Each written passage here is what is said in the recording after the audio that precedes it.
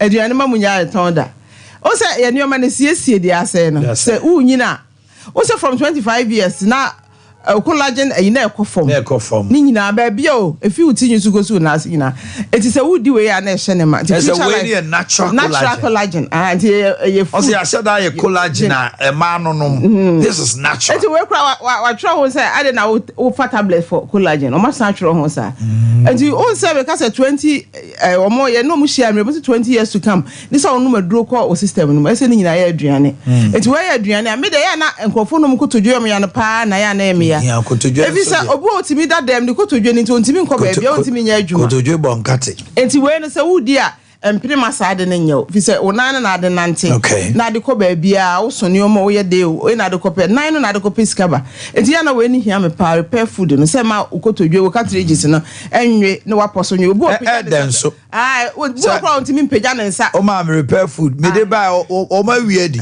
eti ya obesa na on sana kan to so pike ka ho on ka say ni nyina na ese we asema me ka me de untimi wo de prepare food ma me me te so mani ba am na pike oni kuku awie di enti na je so mu jambe ne we kra de na say guke ne dey share that bro bi anti bi se wa now what is that beautiful they say na me ga je bi cruise I remember no kwa touch him I say the member am better man to say so mo ara oh eti a very good pa man wrinkles 28 days be you wrinkles in na fi hu say o ma wie di aduane udi a wo me na sabo na me ba na man kan infection asem dia na mama okay furniture to na fe ye infection no ha me man pa ene ma no sabe ama me man bebrenya prostate problem acquired is kotodwe ase ameke wo ye there obenya bi you can't deceive nature a man no bia wo prostate ba gland no say bacteria no komu pe e be sha se cells no na abensa na cancer de no ho agim bibia che wo ho na cancer de no ho agim ama man no bebrenya prostate cancer mu too much a man no so na hwe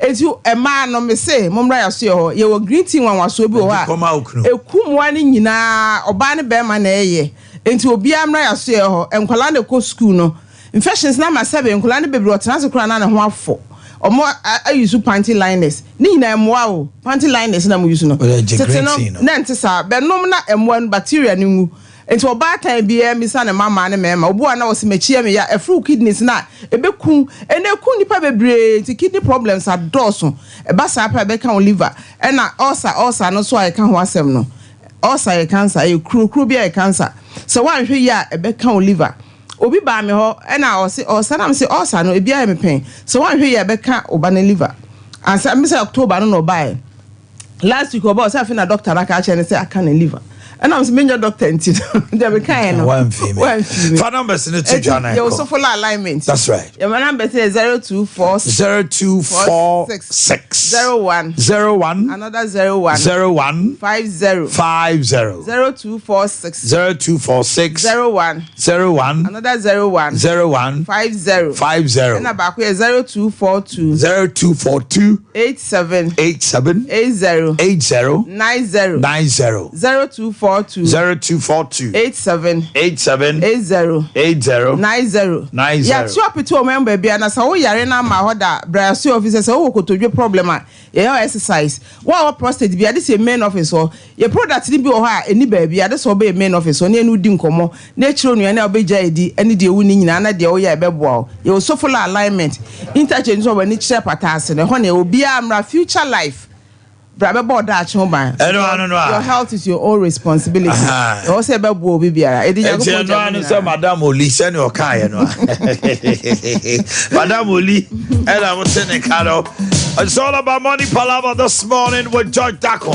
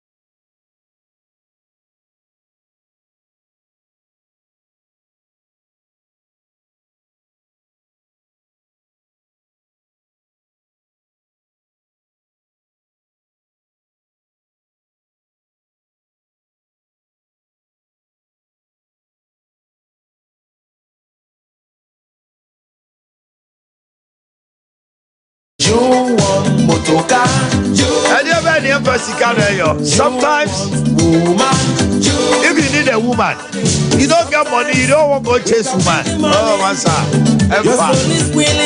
Man, also, I'm on the word you. On the come to the crash.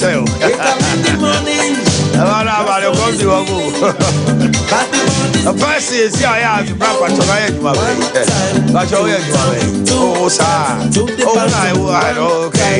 The next one, no friend. Hello, mommy, I want to say, hey, everybody. Right now, relationship has become transactional. So, what I'm telling you this morning is money palava.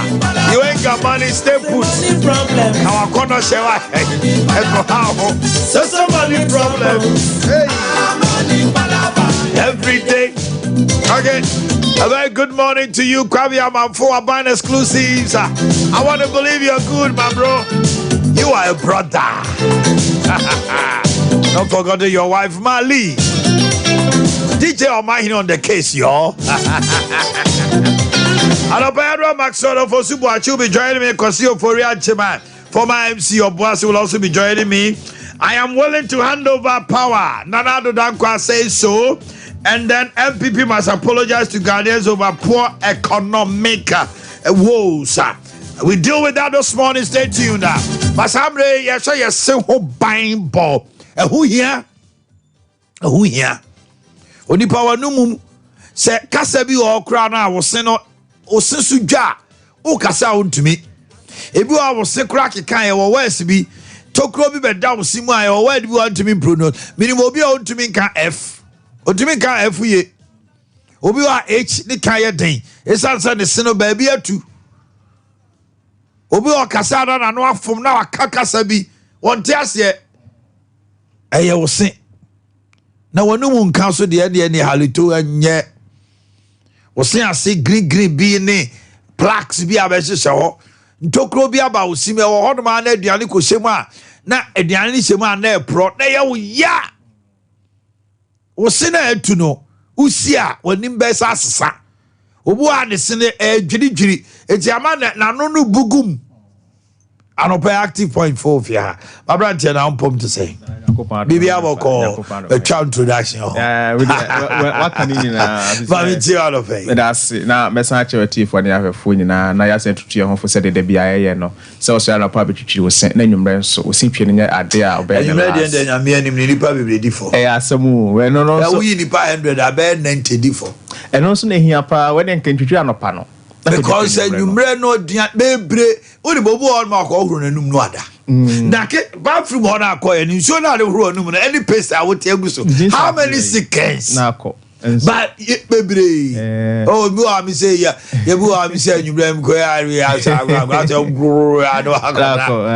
and the event am hwe badim sa wo ka ho Bobo anwumre paste de be green yes and obi so on won say o TV kwara na odi pastries bi ana say popcorn bi won say o te ho sa anu afemu ada onko huru nanum o da yes eno de wa ka say no ya na ha yes ba ya na ha yes ni pa especially see so udi enkwan aduane o kotodwe no any pedia yes eno kra de enye kra Janu dey be sit anytime me di soup ekwa nwumre dey dem because you know enam no e ko rewura ho aho yes sa de chi anopa yes now you choose say na ebi eyi to anuma na yi a hwe ya na no ne pa no there's a bacteria about simu no yes ntia no na ya na keka kambo mu a na eden kambo ne no e ba onum yes e na say no so hye osimu na emwa no bacteria ne ko feed wo so yes ko feed wo so a omo de fi omu ba na acid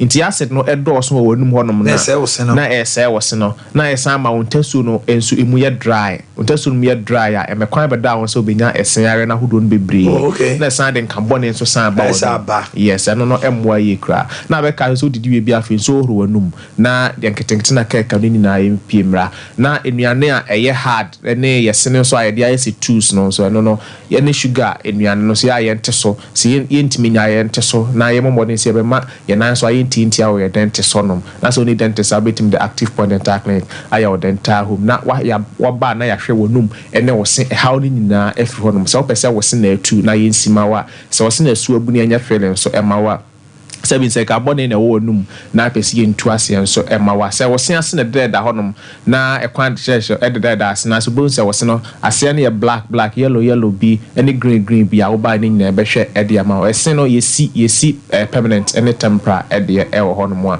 wo behwe na wo ye wonum ene wo se ehu nyina adwuma ena your product so on ma aye paste ahodo ene niam ade be ko wonum ahodo ye oral product a ebe boa bo wonum ene wo se ne ho ban na aboa yi pa ene ye bedin komo ede afa signs and symptoms of oral disease eno no ye eniema uhu ene eniema wote ebra ekwan ba beda na se oba benya enuma na se esen yare mr wo oban ahwehaf bi ahwe wonum yi pa na ensema mbekeka ahwehwe se bi ekoso wonum a wo se wosias no tuntun bi hyehye ho ana wo se wosias no ekwan de da ho no mama wosene na ye root no so etetete ho no ana wo se wosi achinam no why efiri wosene ho ana na ubie wanum no nso wo se efiri bi de da wosene watching say emula ne premola de efiri bi de da so a ebi e black ebi e brown ebi nso e white wo hu bibisa wo he no wo se wosi inside honom no ekwan de da ase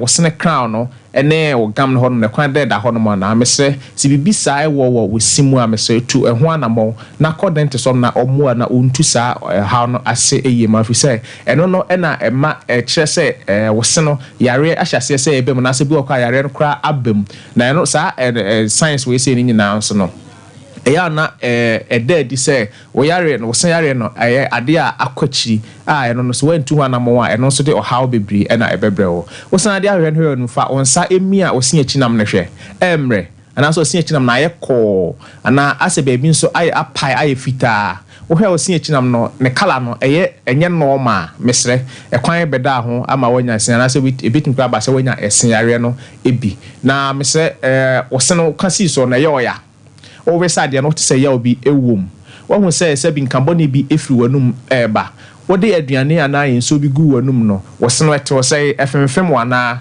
ana no no eye wo say wo hu say wo se no ba bi abu a unima de kra ma ne buye mesre se wo hu sa ne ma we nyina ewo wonum ewo osimu a na yesa wo se no na ohaw e dia bamfi se esen yare na edoso ye wo kaka wo honom ye periodontal disease wo ye gingivitis wo ye sensitivity ewo ho ye cropped and cracked teeth ewo ho ene o misaligned teeth enso ewo ho ene ye impacted wisdom teeth and say impacted teeth enso ewo honom na wo he wo dia hwe so ehwe wo no ho wo se ne hye no etesei ebia for so and say kwan de dan temo no esoso chen normal wa ana ebi hye ebi achi ni ade nyina ye esen yare no ahodo ebia obetimi atu ho anamo na wo dentist ahwe no asiesie osini nyina ede ama o sena na wo hye ase wo kan say voice bi ho no obi intimi pronounce no yes so especially say wo ye adwuma na say mo de code na ye adwuma na say password bia na wo ka chi obi e wo phone so a wo hwe nanimu a mostly no say o west no intimi maye nipa no find it difficult pa say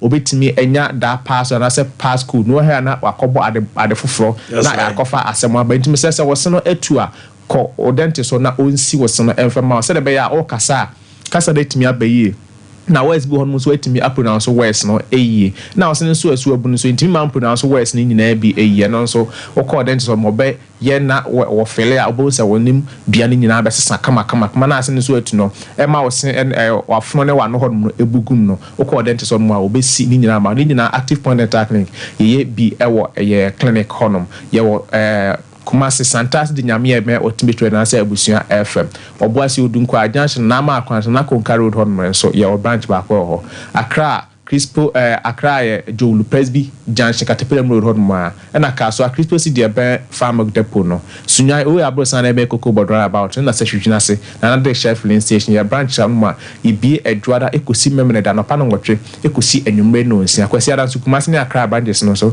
eye adwuma efri no ndu ekosi no no se so person nhye ye branch be bia akwasi ada ofre number na ye no be nhye na yaba na yɛhyia na yɛtumi ahwɛ wonum ɛne wɔsen ɛhaw no na de ama wobɛtumi so afrɛ number no 0554 571 779 0554 571 779 sɛ bi wo nyini ana lifestyle into wɔse no change color oba yɛbɛyɛ T-white no ɛde ama na wanim no ahyerɛn yie pa na ada hɔ kama na wotumi asere yie pa na mesrɛ sɛ wɔse no hu sensan ebi ahyɛ sɛ ɛbɛm ebi awtwi so sɛ emogya ba na wo feel wosim no wo hu sɛ taste na sesa ai emogya ena ɛwɔ untesu no amese nyina ɛyɛ ɛsenyare no ɛnkaye na ɛbɔ no to ho na mɔkɔ dentist so to ho na mɔbra active point dental clinic na yɛnhwɛ na yɛntu saa ɔha no ase ɛyie ma pa halitosis no ya na ɛyade a no ɔden yie pa ɛnka no ya na ebi ano ɔden yɛ different nti sɛ bi wɔ so a na so obi atia na so a sɛ to ho na mɔ na wɔ dentist ɛmoa na ontu aseɛ ɛmfa ma yi na wɔ enum no ahoɔden ɛwɔ hɔ nom no wonya na wɔ se no so ahoɔden na wɔ sɛ wɔ mfa ni duma no nyina wɔn saka na watimi adidi na wadi akoba na watimi apiska sɛ de na enyom na ebo sɛ sika na de bibia no na watimi enya anuane nu ahoɔden na wodi ɛwɔ unuane mu no etimi akɔ nipadua no akɔ ahoɔden a ɛwɔ sɛ enye yie ba yɛda say active point dental clinic for a future way there obi amfa. Thank you very much. Enjoy your day. In area, one kitchen and then a balcony up and down, a big parking space. Ya 200 more. Ya plaster ho kama. Cars be siana sombe koho. Na concrete street so denimu kama. E was fantastic brofwedu. Deeper life camp on echiwa baby of university wono. Echi hope. E just say dan wani ji ho afre 0244 751 741 0244 751 741 and 0274 145424 a story building channel so now what me akwaje dear Dr. Adams atnase about go chat about me to do me and then there to accommodate so na last week I'm on for ball about so doctor I'm on for ball about so pa I had a lot of calls, people telling me about I mean himself one so many calls so pa. Ya transfer no pay and they dey ni kire he. O ma me da se e fa se ma twedi ampo na e fa ncha so ko obi a wo hwa na wo tie Sompa. Boys no ko. O boys ko. Baby awani. Weekend ina kasa no doso. E ko kra na mti ana pempo na nyame da ma. Baby ya aduma. Ahia. Ti ano pe na want anticipate whether so be ba na wo ba. Ado so ne. Ya ni kakra. Aba nti o fa ncha me. Na ensu na gugu. I wanted the free shuttle. Whether say akwa nsu to bo. Yes, see it was a bebre. What the kind of man you say you should wipe on yourself. Me can say I want this year no. I feel be I been in heat wave no. The do we na I want to papa because of say we are not quite cheap. Assassin in temu. Yes, and Timu am joint issues in the head ya. Go to jail to see what you can say. But the balance who say a draw home and cover painkiller and go cerebral bone and I say a command because you can't be born at one in the painkillers who say and also so a play part. So Biasa Honoma na what to the Monobana Hammer. One saw a bread born so that I cannot. I can see a quality tin be brave and yeah, and we can't be brave and yeah, yellow no fue can see the Nasa Peja, Nina bread born so I bet my answer. I was so offering 0277 0277 00 1234 1234 0277 0277 00 1234. My and ya rapo akomano asomna na hat na akomano na say yaka about your diet yaka about a dry abuse no and yaka about alcohol no nyoma ani no boni ayefa ewum and afi ya kan nyum so say basara say ya hwe ya den betumi aba last week ya the stress betumi ya akomano stress yes that's week you really hit the amount for frame complaining atiatia nom ne entokwa ema ne mema ye ku ofie ehun susaso very good last week chichi me so nyina balance ya hwe ne ya then betimi dia ba okay first of all the diet enko yi so don't you lifestyle or this sade be brain na air dose no body ni mu baby asa de da kase first yafu yes okay so we di sade a doso a nti wo shi obi na nafu a kapuru a there's a fast cholesterol age na de ehunu say ofu no ase wa yase o so be bema wa yase no ya na efu na bu agusu ha be anwi wo no ye be anwi ni wo no atwa visa fa wo se ho no bema bia sa ho so ho nam bi ho enam wo ho yes bema bia ho nam no eso no bema sa very sa portion of body no asia no se ho no ye kese a yes nam no ho doso a obema no ye ketwa ada atwi ko shema si hu obi also slim so de die so aha but ono de no bia onyi no almost no bi ana intima nyini last week am na akra bi about akra 10 years me man no enu nsa akra but the person who in terms of onyi no mo say be man nyini no de na ba onso o slim pa but enkoye yes hormonal problem ho no ebi susu de jaja na doctor nkwala ni bi susu kwala ni bi susu anya 10-12 years and they don't mo be man no nya anu ayehu ay fam abusuani mu sa na o be mate esa abusuani mu no ma tutu bi ho sa ko mo ba yes o mo de obi abusuani obi ajare na ha be ma na mo horom no normal no or normal size of penis the enam ne ketua bi no or bigger manhood se be ma yakese na se na fu yakese na na mo ho no so pija na atwi me ma no wram enye se omo bebre na omo fu susu bebre na omo be ma yakete entino the would sare bebre ka won fi na tam kam na fu yakese na enam ho no yakese du ba bia bo so afi be ma no erection to the net ye no so betika and year one sare na dos no na ecology esisi ntini mu kwan sade no yes esi ntini mu kwan ntini so na moja na mu very good and the moja so na coffee be ma no na tissues no ama wonya erection eti kese betima ma obema wu the one mo na fibo reaction the be ma no sorry ahode bi anim because of moja ntimi encorrect na am say ntini mu asi ntini sare no say you can't do what ntia tam kam sare betimi dia ba unya erection feeble and to say obi o feeble erection bi abanya premature ejaculation one ba ni share na waje ma and to pa im like this here bemba bi oso obi a onya kese but oye kese do so bia no what test to that fact but yen can so say you will be or big bones yes by nature no oso dada omo busiam no omo nka say no so oso dada nya no ho asem de ka doctor say o sa big bones no enya no a de wo a na wo nso a wadidi aye kese wasem de ka na no pay because I say why morbid obesity flow connects you that is who aben man a bit must stop at any time okay so for some they can some of you know what test the fact say and part to see the reaction no be what the be ma conform anya dro bi ara yensa the fact say sare do so na emoji anti flow ko be man mu ye no it's sentin no na no hanaba okay and if you know more akoma na e just emoji anam from ano and also here emoji na from che any other organ akoma but akoma stop wo okay so kobase artist na intellect kese na de moja bro akoma no and so sadem bia be block him mutu bo no say wanya clot in the heart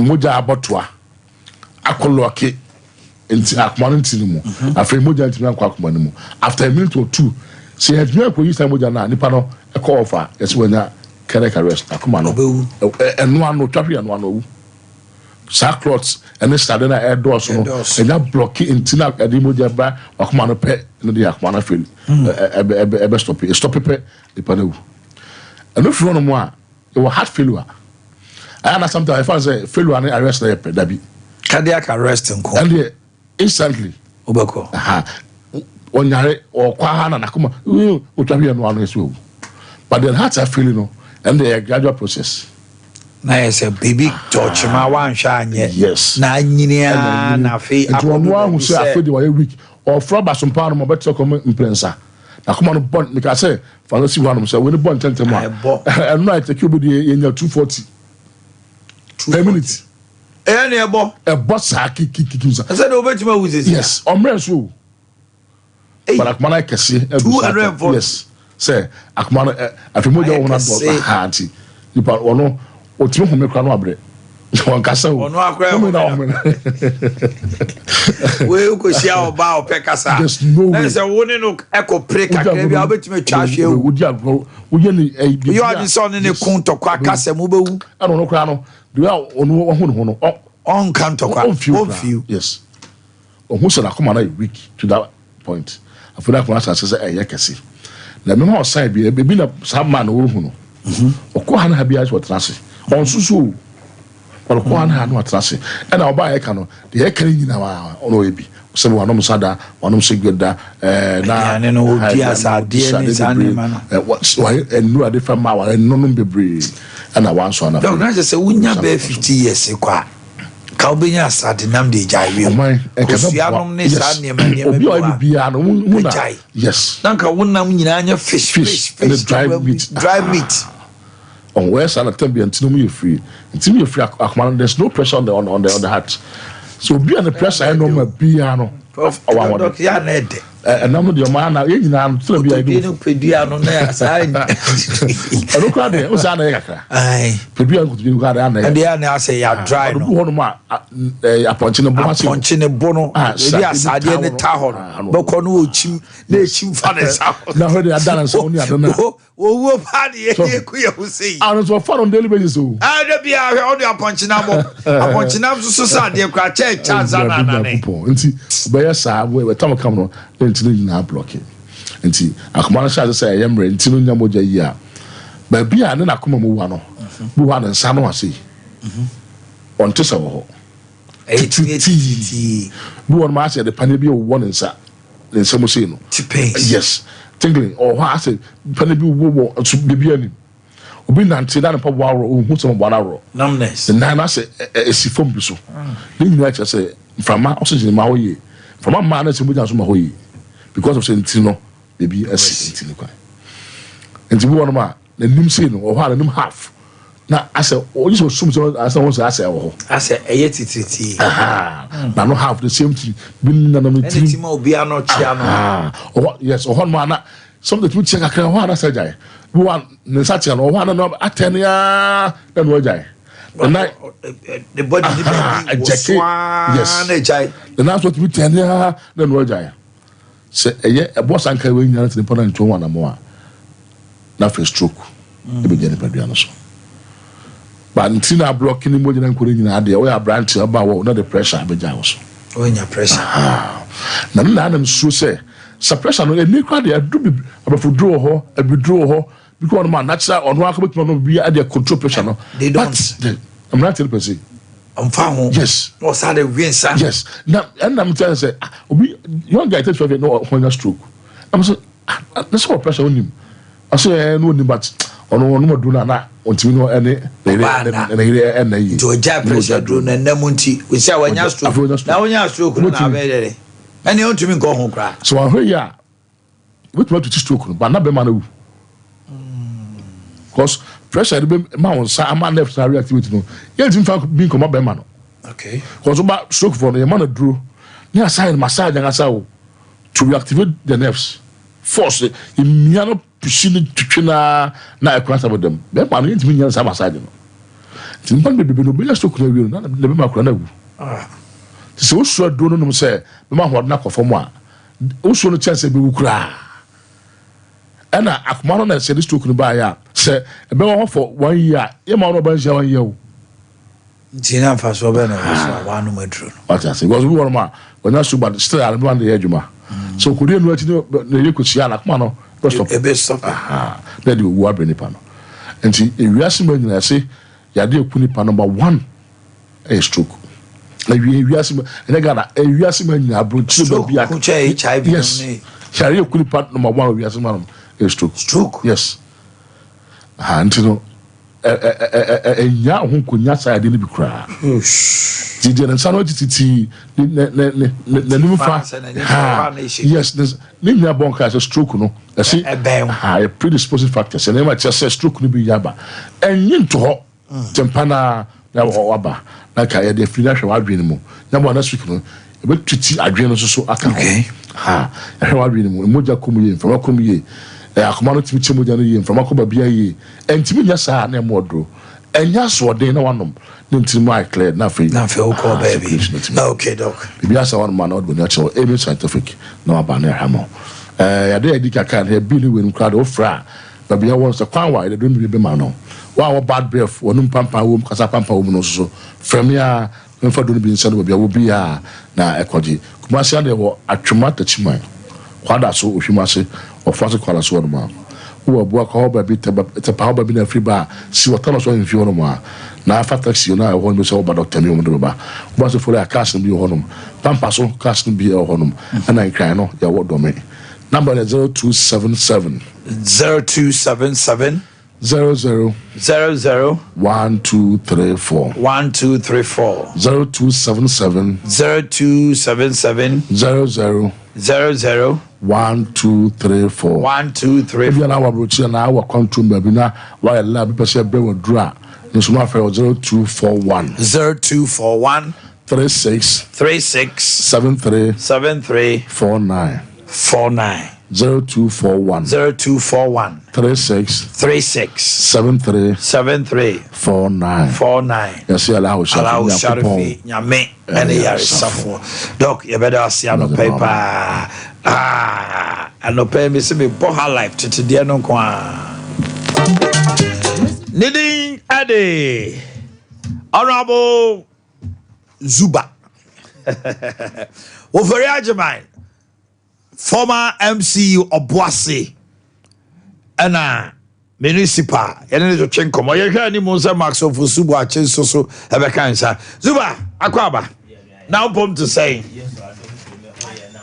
yes ye ho ye pa dom na dom ye awrade abie pro no tie pie na amma fem papa yonko pa ho ye fe no Mr. Befi no hunyumu yo no yeah record anyway I'm say smart in cancer enya adoma ko ya me records cassettes and record shops I think for train station ona nimba pay Satan records we do all the bia e kai du pa ho lena sechi ho we do all the bia Mr. Befi na nyumu ye na obo o kai lena sechi ho na e recording what is a cassette kwa when the man was on the by butcher na ye jo o the cassette kwa ya twa ya record ya ma na yo mo ba ko e fe ni cruise tu so ya homache a now the cruise are shame those times we nipa by that the life I don't know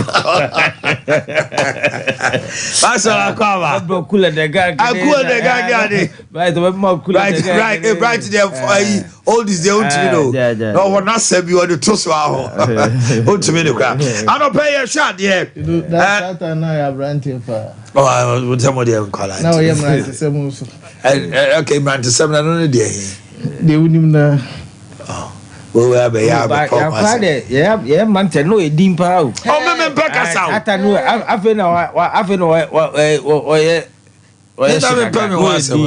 I've always been a quiet type. Oh.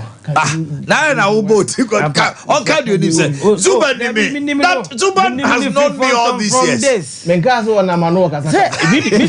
Media juma say na shas you. Don't bite him. Oh that time from 2000. That you 30 me so it was Zuba down me go home video be oh. I was at second private TV after Crystal TV. After Crystal TV Okumasi. We go home video be in front to make news. I'm see already why you be. All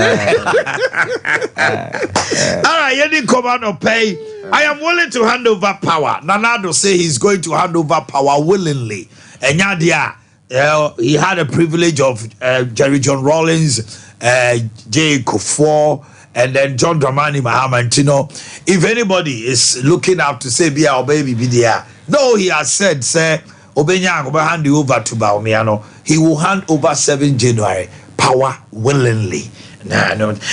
Canada Japan says MPP must apologize to Ghanaians over poor economic or the economic woes. Omaye bi papa. We are also jitum say ahoche wo. Then so there are certain economic mistakes MPP they should apologize. Na omo empire. Omo bejo mama o garu na odi nkomo na asem nyina ne say MPP for be omuja building materials iron rods and the cigar or macracobia or see MPP for no bebre akasa kire no say omukura party no person go opposition now omo to Mrs. Saniema because Jayco for party oja omo no nya no bi ne. How true that is? This morning we look at the Ashanti region. Mubarak, Muntaka, MMM, Mohammed. Was say or catch them one more. Men yame, men yaw, men sisime, men sisiu, men mome, men mo. Nayan Tuaba Kama Nemo is assuring the National Democratic Congress in Ashanti say they are winning, getting 35%. Ashanti region this time. Overajimai, is it not too much an ambitious target? Yo, yeah. Mami Tio, and come out that prosperity. Mincha waiting for 35%. Where the yeah. Any the gusu yeah. Any feedback banner. I think 35 is a modest. It's even modest. It's a modest target, and sure. We are working so hard. On the grounds. Yeah, all of them. You started campaign team. Apart from a few fitness worker and parliamentary candidates in the BN, you don't see NDC gathered. That is true. You don't see us gathered. People are even asking where are they? You know, now I see you home, What I say, and when we hear those ones, it means that our strategy is working. And we'll continue to work. Program I require me. Okay. What I say? Young Koya Valley. Koye did it. Young Koya baby. Yeah, 2 months. Number be a mirror. Yeah, about 25 moving this morning. The Yakobia community back. We'll start from 10 o'clock. Yeah, because 11. We are meeting people one-on-one. When I meet you one-on-one, you're able to ask me questions. There are places that this question a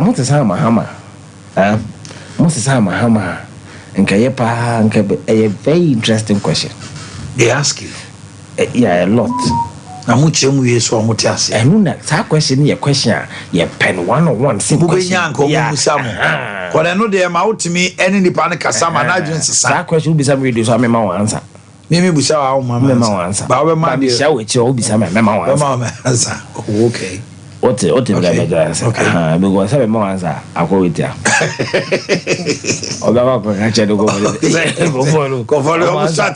We are not sure. What the point of it? Matthias, 80 minutes punishment one-on-one. My money answer. No, I'm follow-up question. No man answer. Where NDC, I am mistaken. I admit. And then I'm able to identify a lot of mistakes. I quite Then I'm able to show you mistakes are buying we are here. And I'll give you solutions. Okay. What I said? Yeah. So this time we had, because look at say gather and this one and also they are no correct. You can see a bus for me as earlier. A nipa about 5,000 and this is for 4,900. The nipa hey and this is for a program so I'm a power for the first time. A dome. Oba kind of nipa number 5,000. Like something like yes, this. like this one. Oba kind of nipa roof I went to 5,000. But about we now so I'm in a brew 15,000. So when 5,000 people gather and you think you have crowd, you don't have any crowd. Okay. What I say. But when you are talking to people one-on-one, you're able to meet and confer one to one. Yeah. Yeah. Nobody could take him for your Lola. There'll be a crowd of facts say one in a casano. Enough respect for him. So based on that, I think you can be rest assured of the regional campaign team. Is a prominent leader of the party. That's true. He is part of the people who drive strategy in the region, and based on the results that we are getting, science and data is giving an indication. At 2020, you said same, but it did not materialize. 2020, we said we would do 30%.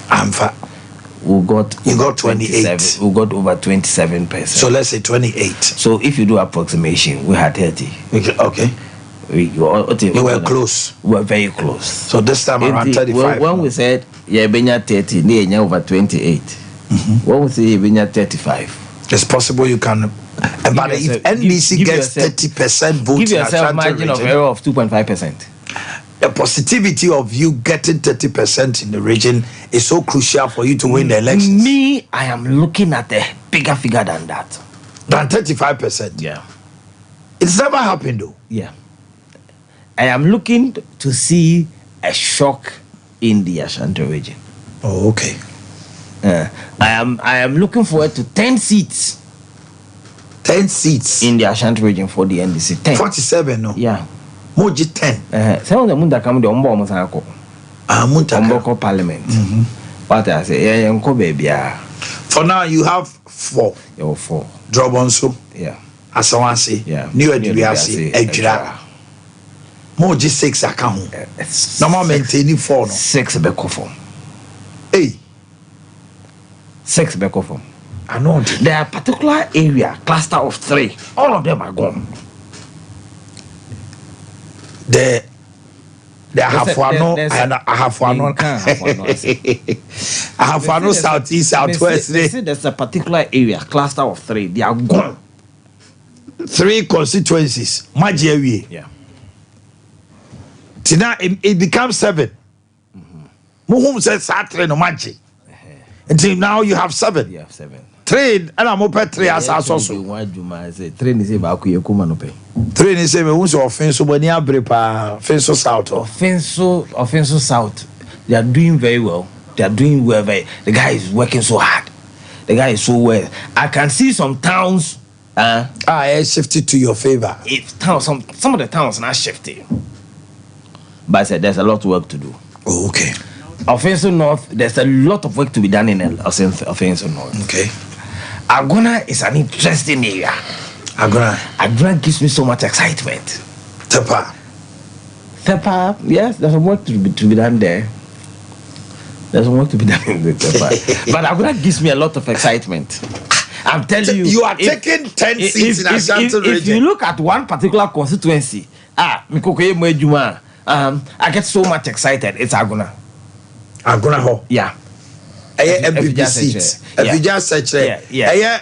I am too upbeat about that constituency. If you just search it, Maybes. Yeah. Oh, okay. Me are too upbeat about the prospects in that area. It's positive you can win that seat. I'm telling you, the prospect there is huge. Agona. Me got so much confidence in Agona than even in Tepa. Really? Yeah. Okay. And the guy there, marvelous, Evans. He's super. He's a quick one on Nanado says he will hand over. Whoever wins. I am Penikasa no Akano. But Ghana will be a handy over that. Ghana will be a handy over. You are forced. 2 million difference. Oh, okay. I can't put the Jew. Will be a handy over. Yaji. Out in your home. And I like it. What I say, going into an election where you are the commander in chief, you're superintendent over security, and everybody expects you to make sure you calm nerves, you're able to make sure the country is held together as a unit. That is the way a president should speak. And no some static say first, then they say, me and my way, this one is good. What I say, I mean, democracy. You say, when something is good, we must commend. And I commend him for such a speech. But the reality is that, we need to declare results. Now, we want to commander for the police command, the military, when the military command started the motor command here. At that point in time, will be until you are off. The two in the man. Okay. Results in your baby. Catch it. They move to the one who is the next in command. Yeah, what I'm saying. And I say, you enter into a period of disbelief. I've been there before. You enter into a period of disbelief. As a catch on. As a story being a catch on. As a ditching will be back before. But I'm telling you, the very moment you hear that story, all the people under you will be on your review. And then they begin to show allegiance to their Yaboni Dina Enyamfa, Diano, Enyamano. And at that particular point in time, you become weak. Yeah. What I say? You become weak. Ghana man penibia hand you over that. Then I'm say, well, let's go hand you over. Yaboku for the Yaba resource, police commander or IG for the motor car command. What's on Famano? Obey there. There's something that is going on within the African sub-region. It happened with Francophone Africa. A bank for a cruise. They needed to see some element of change. The uncivilized means. The effect is acting through military coup d'etats. And it waved across the West African Francophone countries. Now, there's something that is happening within Anglophone African countries. Youth agitation demanding change in how governance is effected on our continent. It started with Kenya. Gen Z. It has gone to Nigeria. Then Senate at the end of the Beba Ghana. But the government was swift. Because Ghana the end enquire about 20 women the end. Ghana the end by say. You see how the TUC approached it? Wait, young baby. Nobody within the government space will go to work. How is the country going to function? You can't sustain the country for 3 days. What do I say? Now, Ghana for you conscious of that natural change that civil society and organized labor can bring about into the governance system. And now, idea what is taking place in Kenya and Nigeria, what is taking place in Nigeria and people are expecting that change will be manifested through ballot. What I say? And when that happens, the next government, after 2025, is in trouble. Because the expectancy will be high. And so I keep telling my NDC friends that wait, you are looking for power. Begin to be modest before you get power. Because say people who have been your time. It creates an opportunity for somebody in politics to emerge and also follow. It as soon as NDC bar power now, we won't have it like this once I've had it. Social media activism is going to change the face of governance in 2025. It is a the NDC now campaign when you have power. Make sure that in your mind, see you may be more, you'll be content with your salary. And be modest. Sikakra ba ho a hwemotare hyem no wa ho fam. Sika ba ho nkwa no hwe wo ka to any usibia we no because 2025 to 2028 whoever wins this election is not going to have the people of Ghana easy. The level of alertness among for war. Sisiano. Masa ubi ama ba bi amfanu nye hanamu man si ma ume ye nyawo mu sabi wo. What I say? So it's good that the person is speaking like that, but I'm saying that for me, to me no nya man panyin na de man. Man for na eje ye ja yo hwe anyi. What I say? E man te kwa jim na kokra. Ube jim. Enya ba ube jim. You can't. Ube jim. What I am expecting from the president is to make sure that he will ensure that there is a level playing field going into the election. There will not be too much tension. Yeah. And that one, he has a responsibility to guarantee that for all of us. And those of us in the opposition would also assure the good people of Ghana, say, once the level playing field is fair, once everything is done in accordance with law, as is expected, we in opposition would make sure that Ade Akye will keep the unity and the peace of the country together. We will do it. That one will assure the people of Ghana. Say, yeah, Ade basa beba as NDC. Ya becha ya adwin. Union no mon chadwin. Yen kan sinsi ani. Ghana fon fe mu aba. De ne de beboa no. Emfa to me no. Emma no me mo gide. Ewo a regime say eno ma bo aye den ahokyere aba adwuma asɛ sike ni kuro no Ghana for ewe ni da so say osa ban bi ba 2025 na sika na mfa ma fa kuro no kaka and I believe that yen na your policies na dey sa harry no ebeba amanfo so. I don't expect any NDC member to stand any form of violence anywhere. Wa wasem papa yemfa ntokwa nko. Kan wasem. Impo so be de basa ye e dey ba. There's something somebody told us that strategy back where we are pa and I'm saying this we NDC now say we agent entertainment.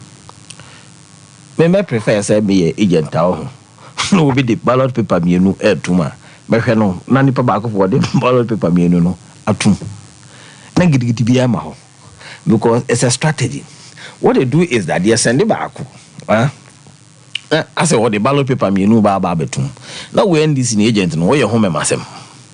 No e gidigidi me pray. Na confusion about. Ni asoma police ni soja bebre no mo ba. Omo ba na 50 papers na eba. Eti wo agent no na wo buafu a wo gidigidi hata no be attention ba so gidigidi bia antokwa ba soja fo aba we say a drop ya soja fo nzamunya no on tia sia wunya wo na wo so beto e ma onto sign ko 50 aba 50 abegum what I say eti there's a lot more there's no gidigidi MY afi any daho. My appeal is that let's all listen to what the president is saying as NDC. Let us support the president. Now, he should hold this country together to December 7. And he said, so where Japadi I won't talk about heart. Very good. Intimate feels your responsibility to help our president to secure this country as one unit. Elections will come and go. We have had so many elections. This one is also one of the elections that we are having. It is not an end to the existence of Ghana. So what we all have to bear in mind is that we are one people. Our diversity is in ideas. Me Maxwell, me dade bona, nyasa bene. Ono so dade bona, nyasa bene. Because we are Ghanaians. What I say. So let's see ourselves as brothers and let's support the president with the score. Okay. The Canadian Japan, you know. A quick one, I mean, call you. Yeah, the Canadian Japan, I wish MPP people will accept it in good faith. Onwakasa, in the run up to the campaign, he said a lot of things, and coming back to campaign, he feels that he must set the right tone for him to be able to campaign, and I believe that was something. There are a lot of things that you can blame Russia, you can blame Ukraine. Me tell Nigeria for talk about see back over Nigeria for the start here. The see back over because Ghana for Nigeria for the job. Change we on say Russia, Ukraine, Nigeria. Nigeria demonstration. But you see, I've heard a lot of economists. Some of them feel that we took advantage of COVID and Russia, Ukraine to misbehave. We do have to repair ambulance. Now repair no board days ambulance. But you're talking and you're doing anywhere. What the point? That's what I say. Say you to ambulance. None born form says you repair. And then you repair it. You ever go any young one scrap on my GBT for room to ambulance woman if you don't find Nipa. The Yakaka, the Antomono. Didn't the Zuba, Mammy Emma, a year Kwaba? Engaging on this. Who engaging on what? Ambulances. They're in a Yakota, Yakorepa, and a boy say. Ambulance, yeah, Gomoya, yes, Yakota. And do 113,000. But home spare parts are eBay. What I say? 113,000. That is what I'm hearing.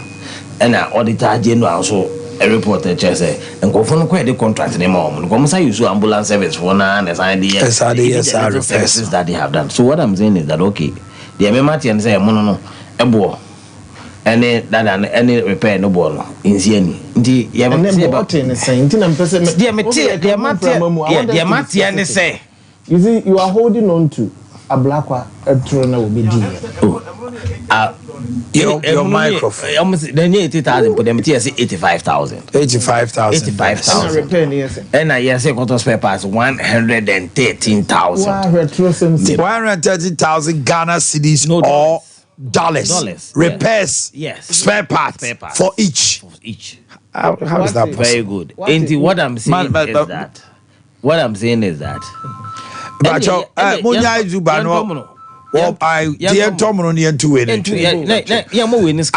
I'm in round. But you see, time no tsunami. Ministry 34 million. No, but nobody has said everywhere. Obi 34 million. 34 million. That is what will give you some amount. The contract is 34. No. The finance minister before exiting signed authorized for 10 to be paid. Now we are hearing from the new finance minister, new health minister say, "Oni obi na di nkomo ewo Bank of Ghana." Nipa say the money has not been released. That does not negate the fact that the finance minister has authorized the payment of 10. No, easy. And the health minister said this before a committee of parliament.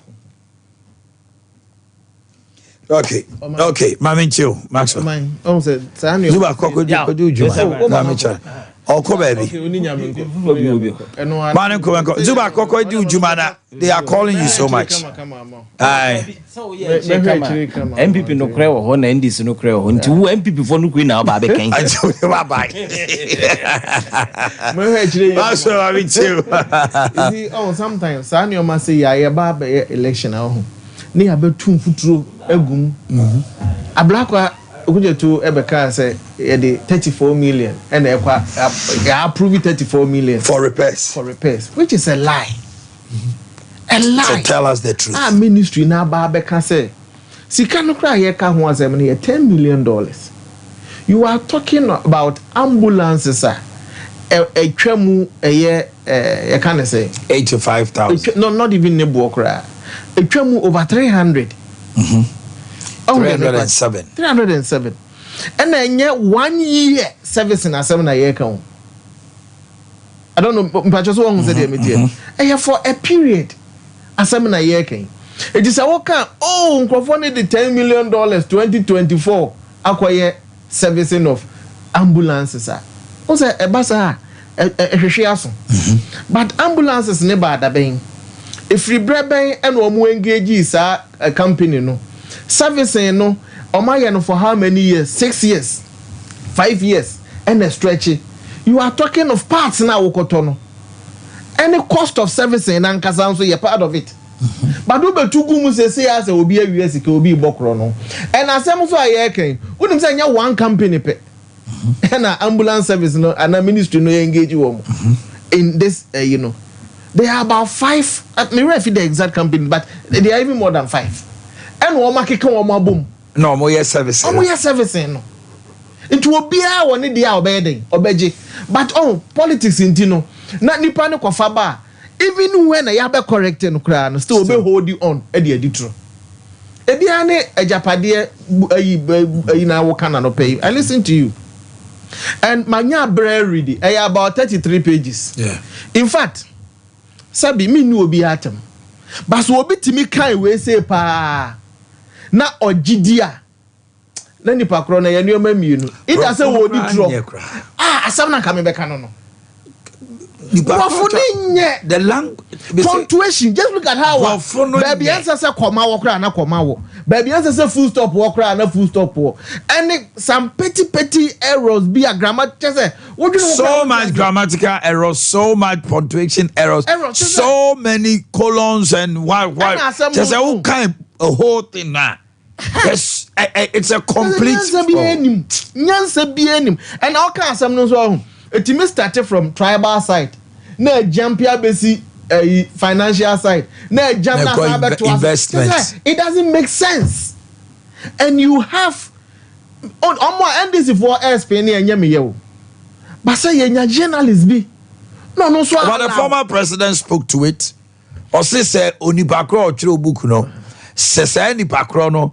etimi ready Akufo-Addo na busuafo adwen dia e de nipa no too much na de wo mo kan nyina no Akufo-Addo and the family they are implementing it unim de wom say net also document no first time I met document no was around 2019 because election was coming. Yes, it was around 2019.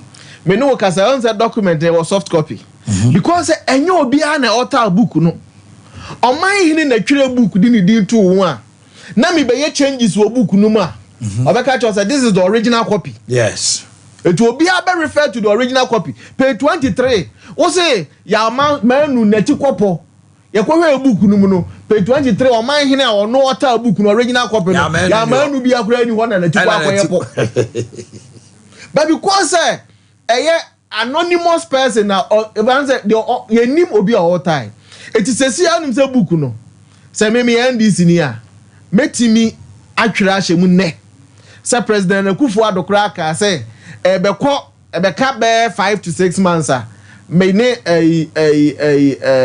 empanimfo a senior citizens ehia me hye da ka kire o mo say me de map hand you over peacefully. Sabe yo mbetimi akwa asumdwem na sabe o musika o mawia no o makodi. I can insert that in this book today because only original copy be our challenge. Okay. I was at the and you have people falling for this scam. People that are expect say sebio suehunu ni nimde ni nyansa ekwa animu. Making it appear say a prophecy be obi kura tim ka say book no dia wo kan ya the way a reveal and some no ani nyina timi aba mu no de nwa ho I'm say sabi enti yafa besra nya tem nie but the paper just enti yafa adwene mo adwene ho enya calculation kakra ese ade no woni original copy enti se ne ya metimi aye editing the bibia hyem ade esi sesi a metimi de bibia hyem and yet now you're falling for Saturday. ABS paying. You're making reference to what happened in 2008. Print bank statement. Extra appointees will be a sika.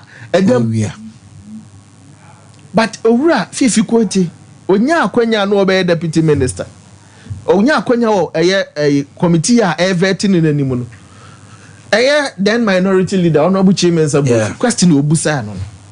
On one not now can say, you so in the neck. Which is even a match. I said the mirror one medium. It's a stronger medium. A much a better medium than the much. So on one and ankasa and a debe pacho. I can't send some no kind. And I remember Chairman said, "This is very laughable, Mr. Chairman. Very laughable. What can't some gun who feel because a whoop it to me?" That's President Mahama. It won't mean I said now you have a former president. Sabi yen nyina wo ni die ni buo srunkoma no na won so be fall for saade we na ne kura mpo no sabi o ese enkwara kura na awie secondary school no okaso wo twere book a won twere 33 pages sa o ka kire say a minutes of meeting bi kura and the outcome of a meeting bi kura na minutes apie kura nka it makes sense. But to say book, obi ko twere bon e ko di boni a ya twere hu book. But I have one of those things. I believe say nyame na no edo mo boni a che. I'll hand over peacefully and Kennedy says apologize for your mistakes and let Ghanaians know. Mamincho. Mamemra Muntaka ansem no so answer. Okay, no problem. Muntaka a kire na adwene. O say this people benya say 35%. A brand from Yema NDC pa was in 2012. That was Ashanti region. A brand from Yema Womo pa percentage wise. 2012. Na Sabre no say President Mahama ye MP no. So be kaya aye say Enei Haruna Idrusu. Me MPP ni. But nim say me wo do bi nsuma Haruna. Oh yeah. What you say? Minim say me nuanom MPP fo bebre so ekwan bi so no epe Haruna asem because one he's a young guy, the eloquence, the way of constructing a new what you say? Oh, actually you admire san your man. Sana na that time na President Mahama time and no may vice president no also no communicate well and those days no the same time and about being crying majority leader chairman was a darling boy what you say it not ni padodo na especially the middle class in the fell say no opportunity at President Mahama enya ide yen so ni hwe ebra President Mills free mu no do he na man nyoma nyina adane in his favor though that election ye contested my hu ni say ya win ide but say ya renew ya renew Supreme Court ruling no still stands until you din gugu banya no kwa na make that time no na President Mahama ni hu ni asem sa na wo mu man ma ye hu ni no so ya abedi akire anameboa ene ye de be share nsa Ashanti region onya 28% ewa ha that time no on fa dum so magana no wontwa nursing training allowance no pa chawati ase sabre no so no ade ba kwa na san abo NDC fo ne say no ma tag ye say ya akamfo party okay nti wo ba fa kroma no mo twetwe ma ya fi otwe ohukramoni bi no wo kwa no watwe ne ma ya fi no aka kire no kwasiafo se mo na moto abama NDC no na hwam na na me no obi ko contest no wotwe nkrofo ma ya fi e wo town otena ka mu na wo kasama nitia sebi yenuanom a efiri siremu ne yenuanom nkramufo party ben so na ne atag ne se omompe siremufo asem omompe nkramufo asem NPP. It was a propaganda. It was a smart way NDC for year sebe ya yenuanom a eye efiri esirem ene omo somo nso eye nkramusum no ebubefu NPP bre nyina eti amfa ho ne de ebeye bia no eho ne ebibia na enyeyi baje wate ase eti eba saa na ema NDC ho ya akono ema NPP ho eba tan fast forward today eti ene ye ba ye se owura muntaka kanzo ombetimi awe ne a ene you know our last election you know percentage you know was 26% anamebo yes 2020 it was 26% 26% oh the metri oh no okay you go 26% you can check eti the American question is say ene na President Mahama Urban baby President Mahama enjoy the votes pa the Zongo communities any residents na can say no more do na free northern part of the country eba Omanhene what you say na ene so de enioma bi asesa enioma no mudi gu ye ho fi say yen penkramufu asem yen pesremufu asem no ene this ntimi nya sa campaign ni bio okay ontimi nkwatwe obi ma ya fi say he so mo na mo sori amoto abama you know NDC for no because Kremoni na abedi NPP anim etu kwa kaza NPP for penkramufu asem en fly okay also from 1992 tribal politics ne religious politics na NDC ayesa afi dynamics ne nso ya kakra wo ontimi nkodi sankom nti ye no ye mfa ye ho nto so say eno ne ye ko take advantage wo ba baabi ana ehwe ye na koti aye pa ye saade no FB ba ne wontimi nkoya saade no Zongo communities na mebo okay ebio aside no the Zongos no so no ehunu empunto kakra yetimi aye over 200 infrastructure projects ye de akohonom drains aye astroturfs aye schools aye akwan aye but you almost said it ni nyina be play out it is owura muntakaka so mbenya 35% well odo anodo nwure bi nyeden enwo edi sabi obi anso ni ho de nsa benkum be kire ni papa ekura asekwan and talking about campaign na make away no the President Mahama okonof I was say before we akobia iron make campaign no kura wi ansa no mabaso you go no campaign na na di ba omi akọ start enough na de na ehunu na de na epa mo na abo gate ato ba bi say ma onko eh Omanhene nti wa wo hwe petetakrem say nti wa wo hu bibi okay there na me hunu catch me wo na hunu Omanhene John Mama is in the north campaigning onim say onko lanche na yi wo north east for once at least NPP atimia winning region baako the northern part of the country. Okay. North East 2020 can say NPP 54%. Yes. The traditional northern region, on say your majority seats. 16 seats. 16 as against 15. Yes. Yes. On say being see that Sabla na Dr. Mahmoud Bawumia no you meet. And I'm I know you're Northern Region and Savannah. Eh? That is what yes. Yes. More 16. But Northern you're 9. Yes. Oh, said it. E bin see that. That's a 2 regions. Ebra na Bawumia ebo obi chidom kra no. And wakasa ma yeti no. Ni nkrofo hu say no, papa no kwasam wo nanum. Enti yentie no. For once yetimi the interchange abanoff. For once enkwara ewo north no omuko free SHS. Enya subvention no na ya provide ma aduane ni we no. Eno kra president Mahama na enkwara timi tenafie be 3-4 months no mutimi nko. Okay. Mpaja wate ase. Akwan awodo ayeye ni sirem. Border to Boko kwan. Ye duru ho no ma de enti on be support NPP no. President Mahama e de asobo sa kwan no e de asobo form say ye kwan throughout the administration when timi anya aban we say na be sa kwan. Because my first that was about 3 years ago or so. What you say? Enti me hu sa kwan na wo kwan na take you more than 2 hours 30 minutes no and it takes less than 1 hour and na dey akọ. Eti ye nyuma ya ni sirem no so count. And number 2, omo be compare President Mahama and Dr. Mahmoud Bawumia say why na say awoye den oyo. Okay. Eti basa tension be ba no so ni nyina na kan all of a sudden omo di mrikade omo campaign launch ekọ Tamale na afede asa starting the rounds so no okọ aye no so no asire samba akọ no so o ba ono na betimi abo aye free SHS yi uminim so utie data yi na am so betimi aya eye na no nko akora no mbehu say ya abasobo emaye ye did the 3 northern regions nko agya no ehwe papa be na atimi hwe the secondary school no na campus edunsia 16 of the regions ehwe papa be na enukra no ehwe papa be na betima ya mom but so no waka ehwe NPP ye bibi papa wo say tokoso the other one na waka ya na waka make be wo say yakowia enuoma bi garo oh the President Mahama he's found of sa enuoma no okasa o say at least what the president paying what you say to say kasa ne ho te and now no kwagina platform so I said this useless government. Yes. Jesus Christ.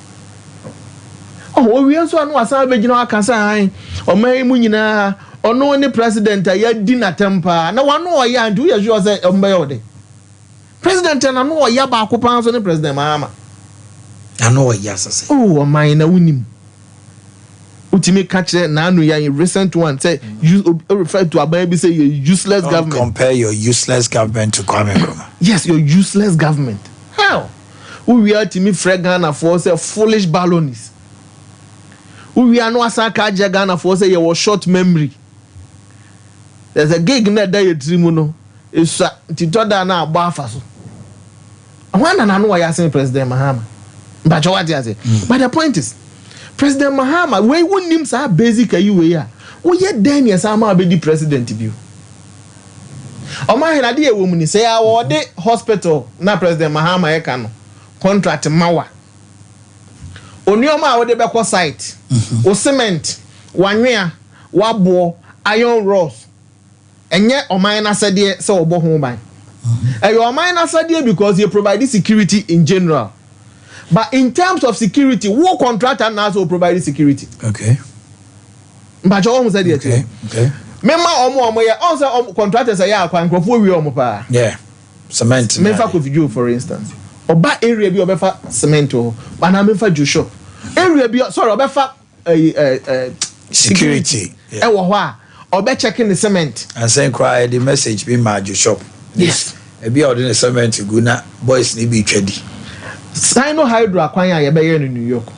Omo de track and the buyer no mu load. And one panyini back my friend Alhaji Haruna. O question wo mu no hu say no. Ade amodi abegu amo sase akwan. Omo panimfo ba no mu say nkora na yiwia wo. And no enye cost to the state. Eye to the contractor. Me ba cho hu say de tie no. It is all ko gina honom ka say NPP fu aba be wia iron rods e wo honom. Ana o ma ba be wia enioma e wo honom a. Say bi na wo ye o man panyina wo pa kire sen. Wo di o man panyini panya. Wonim how our system ne ye den. Eye adwuma. Say contractor na iron rods ne ye ne de ano. Ono aba so obesesa na iron rods amra bi ansi ne ho kwan say ense so osesa on na di begu wo. Ono atimi fa. Eti watimi afan dey I say contractor ne be fire na asa nyon ne be fire. What you mean find out say akromfo a ene be wi and now say NPP for ene abewia. But you want them party. Some person I ain't mo na mo wi. Ene President Mahama nso ko akromfo because na breso nyoma bebre right. Me kura ye fa me fun wo Angraga Junction. But you what ene ko no so ye akromfo. Ah na nyo no abreso ne ye fa me fun me di traffic. Say san ye kan de a at least I thought that was ye ma ye oh why you ma panyi penti one kan pia na say wo ye di atem. You should raise the debate. Yeah, my argument, like elevate argument, Nya said this pedestrian kind of and your man no young getting and what? All right. What is it? Nanado says he will hand over power. Yes, and then Kennedy says apologize to Ghanaians on your mistakes. Nanado the end of obvious. And the say one cassette on car crowd that's one hand you over power. Name the what can I say? He would love to hand over to an NPP government. Yes. Because you'll be in Nadia and Wasa. Nipa wouldn't the cork trends or her no report or was answer San Fran brave you into a quatina fee when you experience. Oh, them patch. If you have experience, you get experience on the job. What the vice president? Why a MP? Why a deputy minister? Nina, where your experience? Why be a vice president 4 years under Professor Mills? Unya experience kakrano. O dey adene share unsa no. Hwew. Wase no. Also kwati na afie no. Emom no anya experience ayem famro. Ana nanado se da bi. Enioma papa ya sha ase no. Se mo san de mama ha ma biewa. Oba wo be sei ni nyina. Because President Kufuor share enioma pi ase. Health insurance, for instance, ombedi trusted the no say free SHS obey bio no. Oba your health insurance or cancer one time premium and no one farmer. 2, all was say ja ka do so po and a to system na yet as a woo under President Mahama. And it's all the manner. Obe say no. Timidie. E what me bedum me a. Momwa me ne handi over ma NPP aban. Na branch be a friend Dr. Mahmoud Baumia. Ono na me ma papa amaye no oba obetima be den. Abeto aso.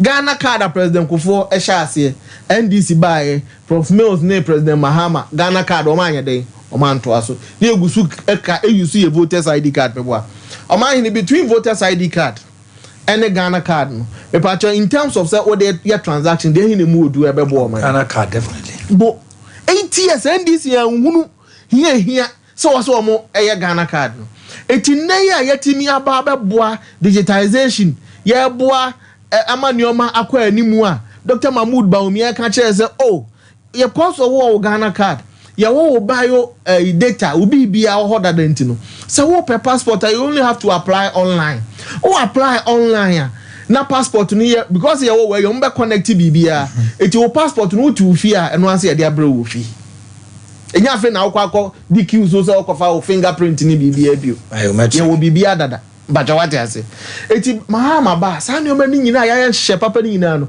ebeje egu na de o kan ni oso wono ebre ni duru ho obe hand over peacefully no wa step down boko na ade ye na ade so asesi e ne last hurdle and so obe make sure say asumdie ebeba yes about no and kikiki beba so a enye NPP ne beba because even 2012 cra na ye bonwu about no so about o te da say NPP Nanado any Dr. Mahmoud Baumia at street to say ye shishi containers ye shake ata ye say ye call court anamwa court ni ye call ya court buti aye no so no ye gi too much dream it last one to the American say the one the Nanado kan odika okay the last one na owura Kennedy Japan kan no so mene ne ya adwene 100% okay na say ukoti na o say NPP for one, and that is what we do always.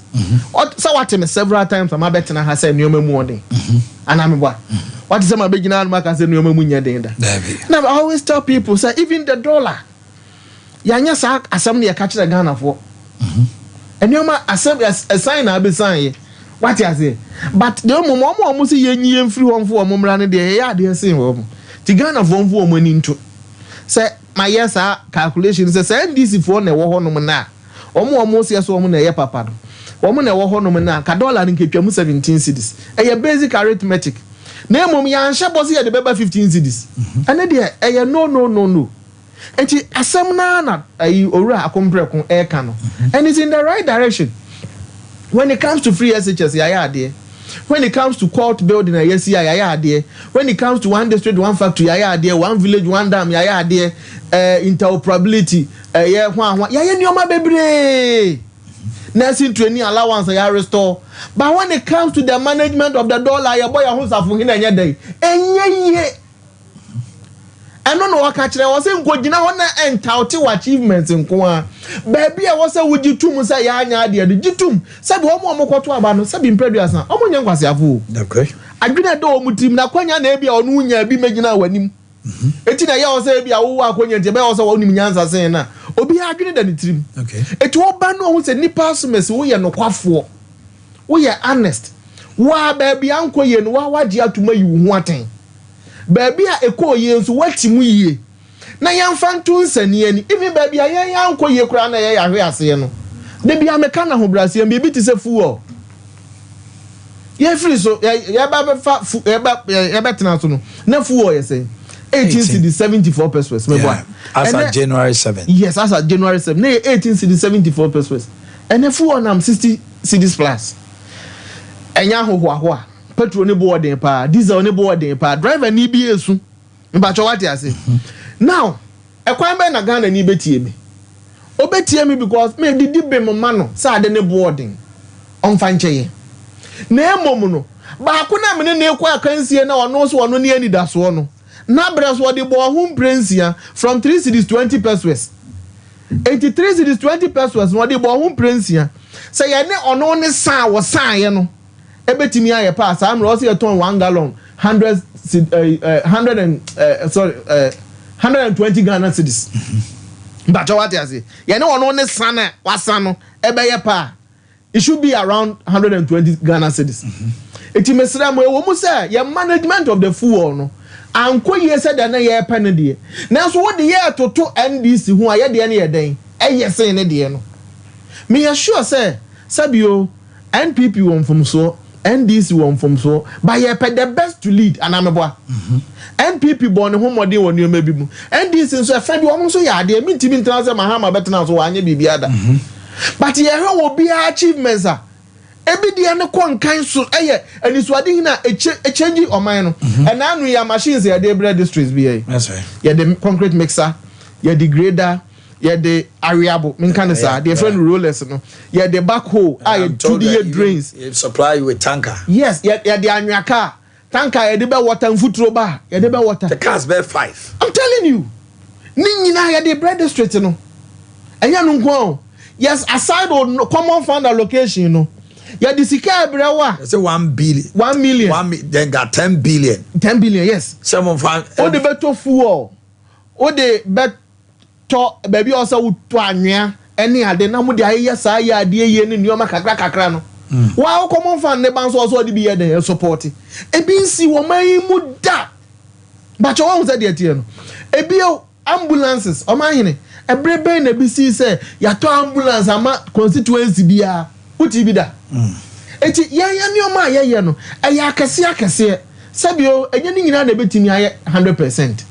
Iti ni yesre me ne owura kan Japan aye adwene sabi obi usua wasa no wache ane pa matie other platforms a NDC fo ni bi won read the story no kra watie headline na no one had an explanation atoso no de ko and can Japan so can in that same on that same platform I say yenya yan sorry waka ni yenya adwuma mra amwa owura Mahmoud Baumia yenwura wura fiem papa na wode no ho nankasa na ye house to house onu amu wona na oni made ba ko yem de na mede manu asi ana break kakra ana osikra ekoshia no o ka cheze MCs ekoshia owura Mahmoud Baumia o se MCs any DCs misremo mu nyina mommoa ni anya adwumaden se ba yankunimdie ne beba na wo se me I don't fear hard work ye wogidie ese ahoden a ye de bewura adwuma nu mu no ene enkyekiremu a de be ma Ghana fo no eno ene beboa ya ma ya we ni tumi no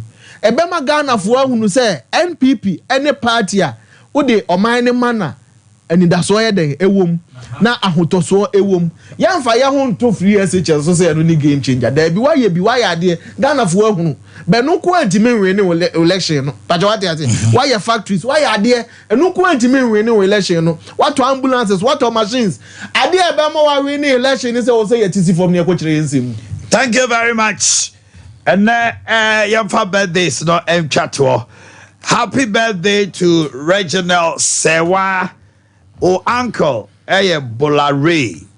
I mean, which of the Bolares? Tony J of Manso Abori and Neyawawoda.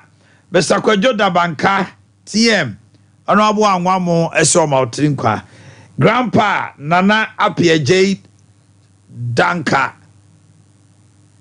Achiamehine of Faude. Faun shedding. Hey, Muntumbunganiyo. Achiamehine of Faunya Ding. Traditional area. Nana PJ Danka. From Pastor Safo Kantanka and all your grandchildren. Lucy Mensah of Mankranso Government Hospital. Today is your birthday. This coming from Inoka J. Fosu and the entire team of Odoso Mimu Show. And then Sewa Boadi. This is from Obed Amponsa of Sompa TV. Okay, that's why we draw the curtain on today's program. God willing, we meet same time tomorrow, coming your way with Kawasem. Kevin, any abusian for the work to have a wonderful day and stay blessed. I'm out.